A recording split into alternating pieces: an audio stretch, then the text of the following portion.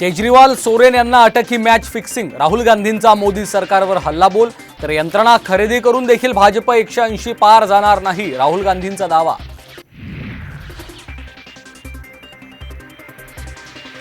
अब की बार भाजपा तडीपार। दिल्लीतल्या इंडिया आघाडीच्या सभेत उद्धव ठाकरेंचा नारा।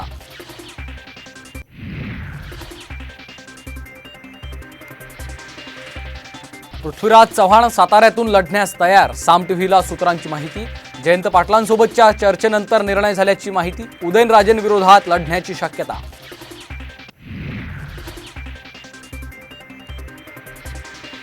संभाजीनगरमध्ये अंबादास दानवेंनी घेतली चंद्रकांत खैरेंची भेट। आमच्यात कोणतेही मतभेद नाहीत, दानवेंचं भेटीनंतर वक्तव्य।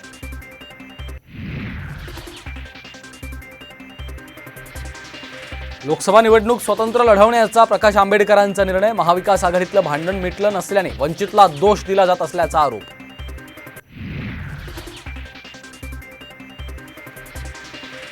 देवेंद्र फडणवीसांनी मणिपूर आणि लडाखमध्ये जावं, संपूर्ण खर्च मी करतो, उद्धव ठाकरेंचं प्रत्युत्तर। तर फडणवीसांनी ठरवल्यास कोव्हिड बॅक फाईल्स सिनेमा काढू शकतात, बावनकुळेंचा पलटवार।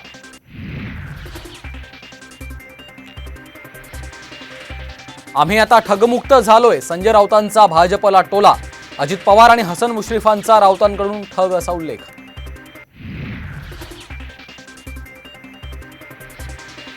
मोठी वहिनी आई समान, भाजपने आमच्या आईलाच निवडणुकीत उतरवलं। सुनेत्रा पवारांच्या उमेदवारीवरून सुप्रिया सुळेंचं भावनिक वक्तव्य।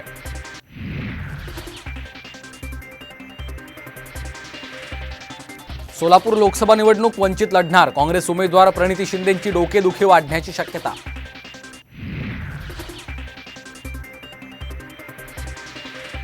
महाराष्ट्र सदन घोटाळ्याप्रकरणी उद्या सर्वोच्च न्यायालयात सुनावणी। भुजबळांना दिलासा मिळाल्यानंतर अंजली दमानी यांनी दाखल केली होती याचिका।